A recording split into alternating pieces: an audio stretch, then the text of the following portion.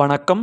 முனைவர் கி. ராம் கணேஷ். இன்னைக்கு நாமக்கல் கவிஞர் வே. ராமலிங்கனார் எழுதிய மாணவனுக்கு என்ற தலைப்பில் அமைந்த கவிதையினுடைய பொருளை முழுமையாக இந்த பதிவில் நாம் தெரிஞ்சுக்க போகிறோம். கல்வி பெறும் மாணவனாம் பருவம் கண்டீர், கவலையற்ற களி சிறந்த காலமாகும். தொல்லை மிக்க உலக நடை சுழலில் நேரும், துன்பங்கள் துயரங்கள் தோன்றா காலம். அதாவது கல்வி பெறுவதற்கு மாணவனாகிய பருவம் பார்த்தீர்கள் என்றால் அது கவலை இல்லாத மகிழ்ச்சி சிறந்த காலம் அப்படின்னு சொல்கிறாரு. அதாவது மாணவ பருவம் தான் கல்வியை ஒரு கவலை இல்லாமல் மகிழ்ச்சியாக கற்றுக்கிறதுக்கான சிறந்த காலம் அப்படின்னு சொல்கிறாங்க. இந்த களி அப்படிங்கிறதுக்கு மகிழ்ச்சி அப்படிங்கிற பொருள். அப்போது மாணவனாகிய பருவம் பார்த்தீர்கள் என்றால் அதுதான் கல்வி பெறுவதற்கும் கவலையில்லாத மகிழ்ச்சி சிறந்த காலம்னு சொல்கிறாரு கவிஞர். இந்த உலகத்தில் நிறைய தொல்லைகள் இருக்குது, இந்த உலக நடையில் நிறைய பிரச்சனைகள் இருக்குது. இப்படிப்பட்ட பிரச்சனைகள், அந்த துன்பங்கள் துயரங்கள் இது எதுவுமே தோன்றாத காலம்தான் இந்த மாணவ பருவம். இந்த மாணவனாக இருக்கக்கூடிய அந்த பருவத்தில் உலகத்தில் நடக்கக்கூடிய எந்த பிரச்சனைகளை பற்றியும் கவலைப்பட வேண்டியதில்லை. துன்பங்கள் துயரங்கள் எதுவுமே நமக்கு தோன்றாது அந்த மாணவ பருவத்தில். எல்லையற்ற ஆர்வமுற்ற இக்காலம்தான் எக்களையும் பயில்வதற்கும் ஏற்ற காலம்.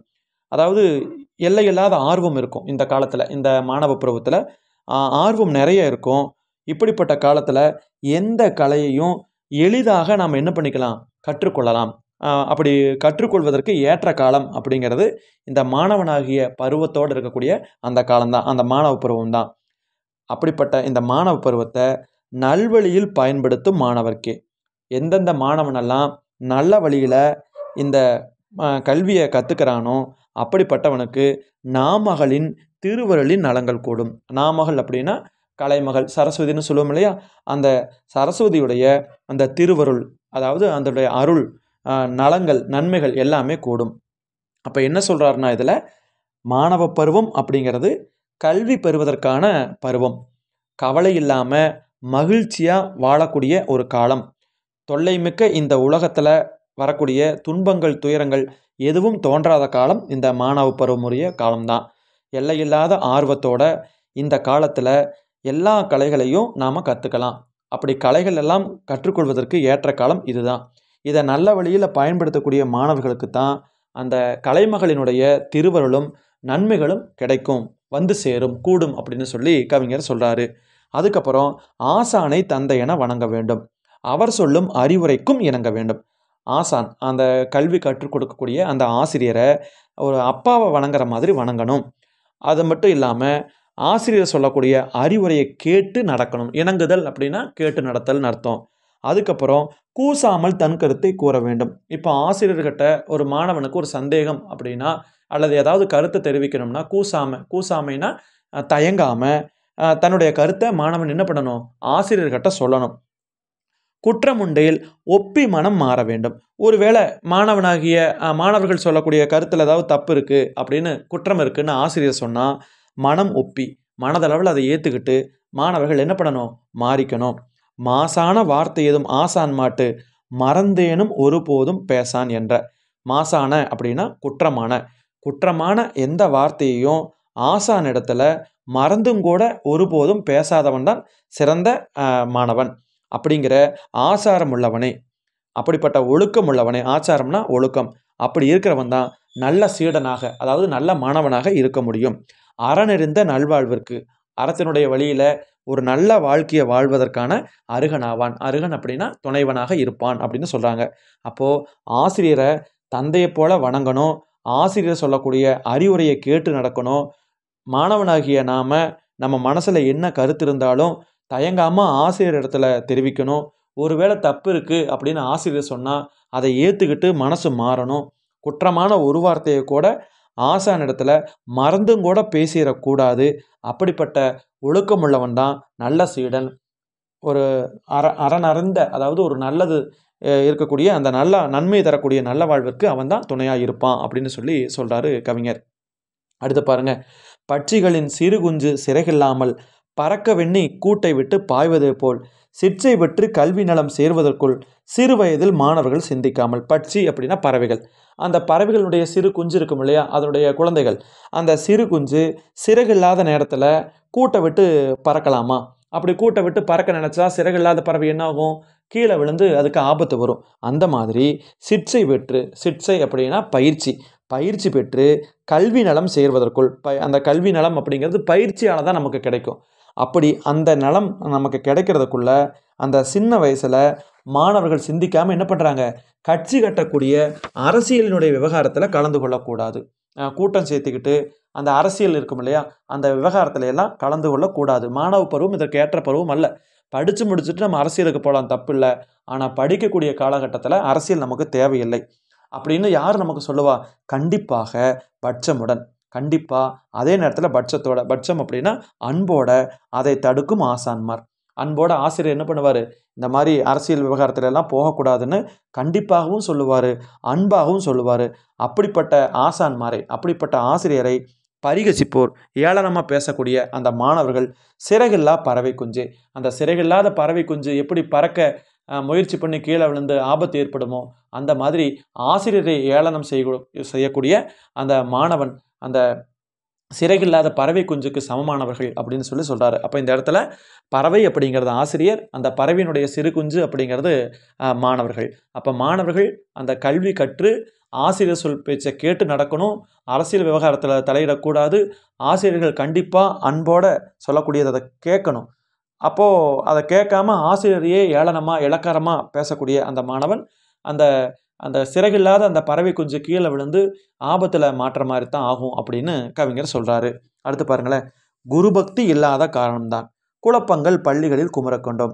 மாணவர்கள்கிட்ட அந்த குருபக்தி, ஆசிரியர் இடத்துல பக்தி இல்லாத காரணத்தினால தான் பள்ளிகளில் குழப்பங்கள் அதிக அளவில் வருவதை நம்ம பார்க்க முடியுது. தருபுத்தி ஆசானை தாக்கி பேசி, புத்தி தருகின்ற ஆசான், அறிவு தரக்கூடிய அந்த ஆசிரியரை தாக்கி பேசுறது, அவரை பற்றி தப்பாக பேசுறது, தமக்கு ஏதோ உரிமை என தரிக்கி கொண்டு, தனக்கு தான் எல்லாமே தெரியும், தனக்கு தான் உரிமை இருக்குன்னு தரிக்கி கொண்டுனா ஆணவம் கொண்டு கருமத்தை கல்விதனை கருதாமல், அந்த ஆணவத்தோட நாம் எதற்காக வந்திருக்கிறோம், என்ன செயல் செய்யணும், கர்மம் அப்படிங்கிறது செயல், அந்த செயலை நினைக்காம, கல்விதனை நினைக்காம, கடமை மறந்து உரிமை புகழ் கட்சி கட்டும், நம்முடைய கடமையை மறந்துட்டு உரிமை அப்படின்னு சொல்லிட்டு இருக்கக்கூடிய அந்த கட்சி கூட்டம் சேர்த்தக்கூடிய மாணவர்கள், அப்படிப்பட்ட மாணவர்களை சிறுபுத்தி மாணவர்கள்னு கவிஞர் சொல்கிறாரு. அப்படிப்பட்ட சின்ன புத்தி இருக்கக்கூடிய மாணவர்களை சேர்த்துட்டா பள்ளிகளின் சிறந்த சேவை சீரழியுமா, அந்த அந்த பள்ளிக்கூடத்தினுடைய சேவை சீரழிஞ்சு போயிடும். அப்போது குருபக்தி இல்லாத காரணத்தினால தான் பள்ளிக்கூடங்களில் குழப்பங்கள் ஏற்படுது, நிறைய குமுறல்கள் ஏற்படுகிறது. குமுறல்கள்னால் சத்தங்கள், அந்த ஒலிகள் ஏற்படுது. புத்தி தருகின்ற ஆசானை தாக்கி பேசுறது, தனக்கு தான் எல்லாம் தெரியும்னு நினச்சிட்டு நாம் கல்வியை கற்காமல் விட்டுறது, இதெல்லாம் இப்படி இருக்கக்கூடியவங்க மாணவர்களை சின்ன புத்தி உள்ள மாணவர்கள், அதாவது கீழான புத்தி உள்ள மாணவர்கள்னு கவிஞர் சொல்கிறாரு. அப்படிப்பட்ட மாணவர்களை சேர்த்துக்கிட்டா பள்ளிகளினுடைய சிறந்த சேவை சீரழிஞ்சு போயிடும், ஒன்றுமே இல்லாமல் போயிடும் அப்படின்னு சொல்கிறாரு. அதுக்கடுத்து சொல்கிறார் பாருங்களேன், ஓதலினும் மிகச்சிறந்தது ஒழுக்கம் என்ற உண்மைதனை மாணவர்கள் உணர வேண்டும். ஓதல் அப்படின்னா கல்வி கற்றல், படிக்கிறத விட ரொம்பவுமே சிறந்தது எது தெரியுமா? ஒழுக்கம். இந்த உண்மையை மாணவர்கள் முதல்ல தெரிஞ்சுக்கணும். மேதினிகள் சிறப்படைந்த மேலோரெல்லாம், மேதினா உலகம், இந்த உலகத்தில் சிறப்படைந்த நிலையில் இருக்கக்கூடிய மேலோர், உயர்ந்தவர்கள் எல்லாருமே மேன்மையுற காரணம், மேன்மையுறனா சிறப்படைய காரணம் நல்ல ஒழுக்கமே தான். இந்த உலகத்தில் ஒரு உயர்ந்த நிலையில் இருக்கிறவங்க சிறப்போடு வாழ்கிறதுக்கு என்ன காரணம்னா அவங்க கிட்ட இருக்கக்கூடிய நல்லொழுக்கம்தான். வேதனைகள் வந்தாலும் விலகி போகும் வெற்றிகளும் நல்லொழுக்கம் விரைவனார்க்கே. அதாவது வெற்றிகளும் நல்லொழுக்கமும் யார் இடத்துலலாம் விரவி இருக்குதோ, அதாவது பரவி இருக்குதோ, அப்படிப்பட்டவங்களுக்கு வேதனைகள் வந்தாலும் என்னாகுமா? விலகி போயிருமா. அவங்ககிட்ட தான் நல்லொழுக்கம் இருக்கே, வெற்றிகள் இருக்கே, அதனால் அவங்களுக்கு வேதனைகள் வந்தாலும் அது விலகி போயிடும்.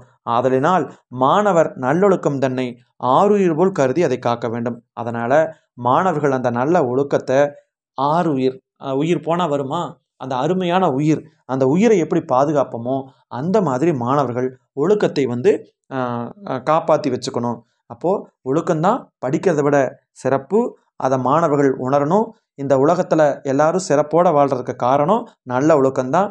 வெற்றியும் நல்லொழுக்கம் இருந்துச்சு அப்படின்னா வேதனைகள் வந்தாலும் விலகி போயிடும். அதனால் மாணவர்கள் நல்ல ஒழுக்கத்தை உயிர் மாதிரி நினச்சி அதை காப்பாற்றிக்கணும் அப்படின்னு சொல்கிறாரு. அடுத்து பாருங்க, பெற்றோர்கள் மிக பெரிதும் வரியரேனும் பெற்ற மகன் கல்வி கற்றால் போதுமென்ற வற்றாத ஆசையினால் வாடி தேடி வயிறார உண்ணாதும் வருந்து சேர்த்து பற்றோடும் அனுப்புகின்ற பணத்தையெல்லாம். பெற்றோர்கள் பெற்றோர்கள் மிகப்பெரிய அந்த வறியர் எனும் வறியர் அப்படின்னா வறுமையில் வாடினாலும் கூட பெற்ற மகன் கல்வி கற்றால் போதும், நம்ம பெத்த மகன் நல்லா படித்து பெரிய ஆளானா போதும் அப்படிங்கிற வற்றாத ஆசையினால், குறையாத ஆசையினால் வாடி தேடி, வாடினா கஷ்டப்பட்டு பணத்தை தேடிட்டு வர்றாங்க. வயிறார உண்ணாதும், வயிறார சாப்பிடாம வருந்தி சேர்த்து, ரொம்ப வருத்தப்பட்டு சேர்த்து பற்றோடும் அனுப்புகின்ற பணத்தை எல்லாம், பாசத்தோட, பற்று அப்படின்னா பாசம், அந்த பாசத்தோடு அனுப்புகிற பணத்தை எல்லாம் இந்த மாணவர்கள் என்ன பண்ணுறாங்க, பட்டணத்து பகட்டுகளில், பட்டணத்தில் போய் அந்த சிட்டி லைஃப்னு சொல்கிறாங்க இல்லையா, அங்கே போய் பகட்டுகளில், பகட்டு அப்படின்னா ஆடம்பரம், அந்த ஆடம்பரத்தில் பாழாக்கக்கூடாது, வீணடிக்கக்கூடாது. சாப்பிட்டும் சாப்பிடாம அவங்க கஷ்டப்பட்டு சம்பாரித்து அந்த கஷ்டத்துலேயும் நம்ம பையன் படித்தா போதும் அப்படிங்கிற ஆசையில் கொடுக்கக்கூடிய பணத்தை நீங்கள் என்ன பண்ணக்கூடாது, ஆடம்பரமான வாழ்க்கைக்கு செலவு பண்ணக்கூடாது. சிற்றாசைகளில் கழித்து, சின்ன சின்ன ஆசை, அதை தற்காலிகமான ஆசை, அதில் போய் கழித்துனா சந்தோஷப்பட்டு சீர்கிட்டு போகக்கூடாது. அந்த பணத்தை செலவு பண்ணக்கூடாது. சிந்தனையை கல்விக்கே செலுத்த வேண்டும். மாணவர்களாகிய நீங்கள் உங்களுடைய சிந்தனையை முழுக்க முழுக்க, அந்த எண்ணத்தை முழுக்க முழுக்க கல்விக்கே செலுத்தணும் அப்படின்னு கவிஞர் இந்த பாடலில் சொல்கிறாரு.